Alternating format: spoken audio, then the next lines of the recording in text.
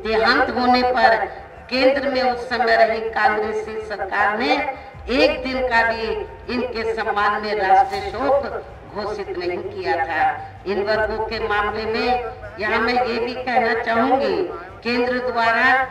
देश की लोकसभा व राज्य विधानसभाओं में अभी हाल में ही महिलाओं को जो 33% आरक्षण देने की व्यवस्था की गई है, तो उसमें SC, ST व OBC वर्गों की महिलाओं को अलग से कुछ भी आरक्षण नहीं दिया गया है। अर्थात इस मामले में इन वर्गों की महिलाओं की पूरी उपेक्षा की गई है। इसके साथ ही यहाँ मैं ये भी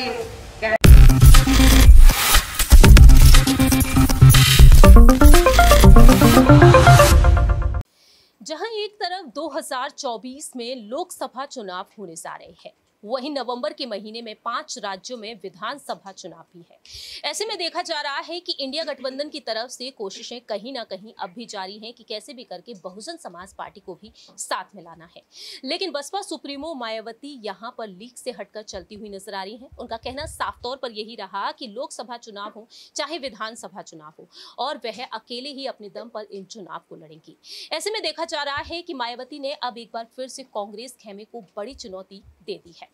नमस्कार, मैं प्रांशी राठौर और आप देख रहे हैं नेक्स्ट 9 न्यूज। दरअसल आपको बता दें कि मायावती हाल ही में इन 5 राज्यों के विधानसभा चुनाव यानी कि मध्य प्रदेश, राजस्थान, तेलंगाना, छत्तीसगढ़ और मिजोरम को ध्यान में रखते हुए लगातार अपने प्रत्याशियों को आगे कर रही है और वह अब चुनावी प्रचार में भी जुट चुकी है। हाल ही में मायावती छत्तीसगढ़ पहुंची। छत्तीसगढ़ में उन्होंने जेजेपुर और बिलासपुर विधानसभा क्षेत्रों में रैली निकालती हुई वह नजर आई और इस दौरान देखा गया कि वह कांग्रेस को खुलकर चुनौती देती हुई नजर आई है। कांग्रेस को लेकर मायावती ने क्या कुछ कहा, ये आपको सुनाते हैं, पहले देखिए जरा। बताना चाहती हूँ, कांग्रेस पार्टी के लोग जो जाति जनगणना की बात कर रहे हैं, उनको भी मैं ये बताना चाहती हूँ, इन्हें मंडल कमीशन की रिपोर्ट के तहत आरक्षण की ये सुविधा केंद्र में कांग्रेस पार्टी की रही सरकार में नहीं मिली है, बल्कि बीएसपी के कड़े संघर्ष एवं अथक प्रयासों से केंद्र में रही श्री बीपी सिंह की सरकार में ही इन्हें ये सुविधा मिली है, जिसका आज यहाँ जातिवादी विरोधी पार्टियों की सरकारें इन्हें पूरा लाभ नहीं दे पा रही हैं। ये बड़े दुख की बात है। इसके साथ ही श्री बीपी सिंह की सरकार में इन वर्गों के मसीहा परम पूज्य बाबा साहब डॉक्टर भीमराव अम्बेडकर को भी यहाँ भारत रत्न की उपाधि से सम्मानित किया गया है, जिसके लिए वो हर प्रकार से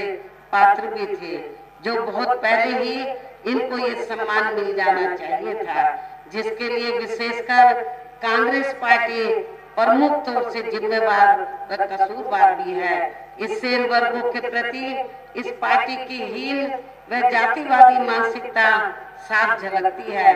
जिसने अर्थात कांग्रेस पार्टी ने इनके कारवां को आगे बढ़ाने वाले व हर मामले में समर्पित व्यक्तित्व मान्यवर श्री कांशीराम जी के देहांत होने पर केंद्र में उस समय रही कांग्रेसी सरकार ने एक दिन का भी इनके सम्मान में राष्ट्रीय शोक घोषित नहीं किया था। इन वर्गों के मामले में यहाँ मैं ये भी कहना चाहूंगी, केंद्र द्वारा देश की लोकसभा व राज्य विधानसभाओं में अभी हाल में ही महिलाओं को जो 33% आरक्षण देने की व्यवस्था की गई है, तो उसमें SC, ST व OBC वर्गों की महिलाओं को अलग से कुछ भी आरक्षण नहीं दिया गया है। अर्थात इस मामले में इन वर्गों की महिलाओं की पूरी उपेक्षा की गई है। इसके साथ ही यहाँ मैं ये भी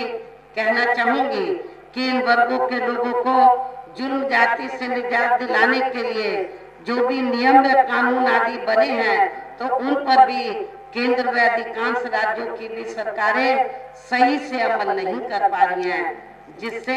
अब यहाँ खासकर दलितों व आदिवासियों के ऊपर शोषण करने वाले लोगों का मनोबल और भी ज्यादा बढ़ा है। और ये सब हमें यहाँ आपके छत्तीसगढ़ प्रदेश में भी काफी कुछ देखने के लिए मिल रहा है। और खासकर यहाँ बेकसूर आदिवासियों को तो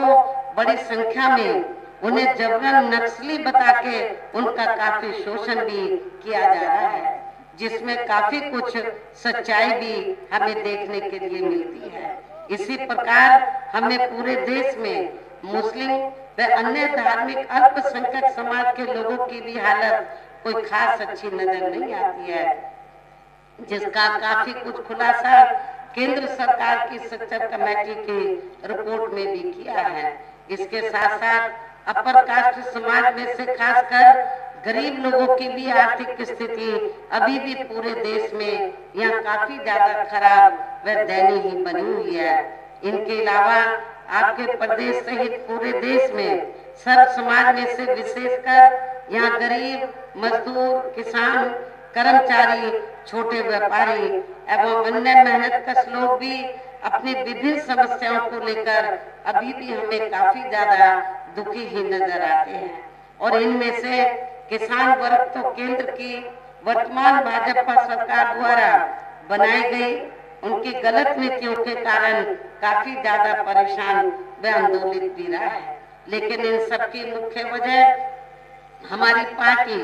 केंद्र में आपके छत्तीसगढ़ प्रदेश में भी यहाँ अब तक की रही सभी विरोधी पार्टियों की सरकारों की जातिवादी, पूंजीवादी व संकीर्ण मानसिकता के तहत बनाई गई उनकी गलत नीतियों एवं गलत कार्य प्रणाली को ही काफी हद तक जिम्मेवार मानकर चलती है। और इस मामले में खासकर इनकी गलत आर्थिक नीतियों की वजह से ही आए दिन यहाँ पूरे देश में गरीबी, बेरोजगारी व महंगाई आदि भी काफी ज्यादा। आपने देखा कि किस तरीके से मायावती यहाँ पर साफ तौर पर कहती हुई नजर आई है, कांग्रेस खेमे पर जातिगत जनगणना को लेकर वह बात करती हुई नजर आई है। लेकिन यहाँ पर कांग्रेस की तरफ से कहीं ना कहीं कोशिशें देखने को मिली है। जो सूत्रों के मुताबिक दावे किए गए कि कांग्रेस महासचिव प्रियंका गांधी वाड्रा मायावती से बीते 2 महीने पहले मुलाकात की है। दूसरी ही तरफ यहाँ पर झुकाव देखने को मिला था बीएसपी सांसद दानिश अली की तरफ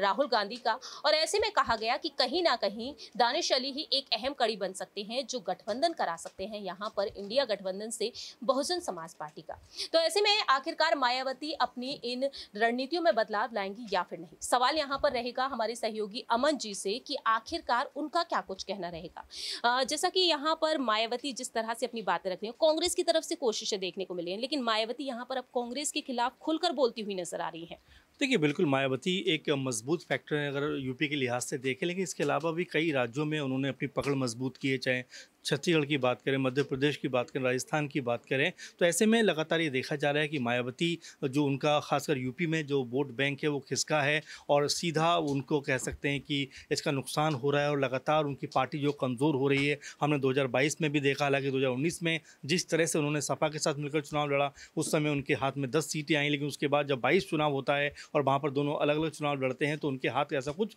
लगता नहीं और इक्का दुक्का सीट पर सिमट के वो रह जाती हैं। तो ये अहम बात है कि मायावती को एक बार फिर से कहीं ना कहीं ज़मीन पर उतरना पड़ेगा। रही बात इंडिया गठबंधन की, तो लगातार ऐसी कोशिशें हैं क्योंकि शरद पवार जो कह सकते हैं कि एनसीपी के प्रमुख हैं, उन्होंने भी ये बात कही थी कि भाई आप जो है इंडी गठबंधन में आ जाइए, लेकिन उन्होंने कई सारी ऐसी शर्तें रख दी जो इंडी गठबंधन पीछे हट गया। वहीं ये खबर ये भी है कि जिस तरह से मायावती का रुख है, जिस तरह से उन्होंने अब तक जो अपना रुख दिखाया, उससे कहीं ना कहीं ये भी लग रहा है कि हो सकता है कि आने वाले लोकसभा चुनाव में वो बीजेपी के साथ भी गठबंधन में नजर आए, लेकिन फिलहाल इसको लेकर स्थिति साफ नहीं है। ऐसे में लगातार जो कहते हैं कि वो अपनी रणनीति जो है वो लगातार गुपचुप तरीके से बना रही, क्योंकि ऐसा कोई नज़र नहीं आता जो मायावती के बाद जो है बसपा को आगे बढ़ाने की एक कह सकते हैं कि बड़ी भूमिका निभा सके। इसीलिए मायावती एक बार फिर से ज़मीन पे हैं और लगातार राज्यों का दौरा कर रही हैं, लगातार वहाँ पे जाकर लोगों को रिझाने का प्रयास करती हुई नजर आ रही हैं। वाकई में देखा जाए तो मायावती लोगों को रिझाने का प्रयास तो कर रही हैं, लेकिन बात यहाँ पर अगर समाजवादी पार्टी के बारे में की जाए, समाजवादी पार्टी भी हर एक राज्य में एक्टिव हो रही है। दूसरी ही तरफ हम ये भी देख रहे हैं कि समाजवादी पार्टी इंडिया गठबंधन में भी है। तो क्या कांग्रेस की वो रणनीतियां कहीं ना कहीं रंग लाएंगी कि समाजवादी पार्टी भी इस गठबंधन में है और बहुजन समाज पार्टी का इसके साथ 36 का आंकड़ा इस वक्त देखने को मिलता है? जी, बहुत ही महत्वपूर्ण सवाल। अगर यूपी के लिहाज से भी हम देखें तो वहाँ पर 80 सीटें लोकसभा की हैं और कांग्रेस और जो इंडी गठबंधन वो ज़रूर चाहेगा कि बसपा जो बीएसपी है है वो इस गठबंधन में आ जाए, क्योंकि अगर बीएसपी इस गठबंधन में नहीं आती है तो एक समझिए कि यूपी में वो जो चाहते हैं सीटें हासिल करना वैसा कुछ हो नहीं पाएगा, क्योंकि अच्छा खासा वोट बैंक है मायावती का, दलित समाज और तमाम जो समुदाय उनमें अच्छी खासी पकड़ उनकी, तो ज़रूर ये कोशिश हो रही है कि इस तरह से मायावती जो है वो इंडी गठबंधन में आ जाए। लेकिन मायावती का रुख साफ है, उन्होंने कहा है कि ना मुझे बीजेपी के गठबंधन में जाना है, यानी कि ना मुझे जो है बीजेपी के साथ चुनाव लड़ना है और ना ही मुझे कांग्रेस के साथ चुनाव लड़ना है, मुझे अकेले दम पर यहाँ पर जो है अपने आप को मजबूत करना है। लेकिन फिलहाल वैसा कुछ नज़र नहीं आ रहा है, क्योंकि दोनों ही दलों के अलग होकर अगर वो चुनाव लड़ेंगी तो उसका कोई बहुत अच्छा रिजल्ट उनके पक्ष में नहीं आएगा, क्योंकि 2022 में हम लोग देख चुके हैं किस तरह से बीएसपी जो है बुरी तरह से परास्त हुई। और यहाँ पर अगर हम बीते चुनाव की बात करें तो उन चुनावों में बीएसपी का प्रदर्शन अच्छा रहा था, लेकिन जैसे ही उसने अकेले दम पर चुनाव लड़ा यहाँ पर उसकी स्थिति बद से बदतर हो गई। तो ज़रूर ये कोशिश होगी कांग्रेस की भी और तमाम दलों की कि अगर सपा के साथ में बसपा भी अगर शामिल हो जाए तो ये लोकसभा के लिहाज से अगर देखा जाए तो एक मजबूत कह सकते हैं कि एक संकेत हो सकता है। लेकिन अगर हम सिर्फ विधानसभा चुनाव की बात करें तो वहाँ पर क्योंकि सपा की राह अलग है, आम आदमी पार्टी की राह अलग है, इसके अलावा और भी जो दल हैं जो इंडी गठबंधन के उनकी भी राह अलग होती हुई नज़र आ रही। तो मुझे नहीं लगता कि अगर विधानसभा चुनावों में अगर वो मेरे ख्याल से पहली बात तो हुई नहीं है वो, लेकिन हाँ लोकसभा के लिए ज़रूर एक कोशिश कर सकती है इंडी गठबंधन अगर उनको साथ लेकर आना है, क्योंकि उनके बिना यूपी की राह चलना मेरे ख्याल से मुश्किल हो जाएगा। वाकई में देखा जाए तो कहीं ना कहीं यूपी की राह अब मायावती के लिए कहीं ना कहीं मुश्किल होती हुई नजर आ सकती है आने वाले दिनों में, क्योंकि पूरी तरीके से यहाँ पर देखा जा रहा है कि सुपड़ा साफ होते हुए नजर आया है बहुजन समाज पार्टी का। अब आने वाले दिनों में ये देखना होगा कि क्या यहाँ पर मायावती अपनी रणनीतियों में बदलाव लाएंगी, क्योंकि अंदरूनी सूत्रों के मुताबिक तो ये तक कहा गया कि कहीं ना कहीं बहुजन समाज पार्टी की जो सुप्रीमो मायावती है वह दिसंबर के महीने में एक ऐसा अहम फैसला ले सकती है कि वह इंडिया गठबंधन की तरफ रुख कर सकती हैं। अब देखना होगा कि क्या मायावती लोकसभा चुनाव से ऐन मौके पहले ही यहां पर बदलाव करती हुई नजर आएंगी अपनी रणनीतियों में या फिर नहीं। लेकिन क्या वाकई में इंडिया गठबंधन और बसपा का यहां पर गठबंधन होना चाहिए या फिर नहीं, कमेंट सेक्शन में आप अपनी बात रख सकते हैं। फिलहाल के लिए हम चलते हैं, बाकी की तमाम अपडेट्स के लिए आप देखते रहिए नेक्स्ट 9 न्यूज।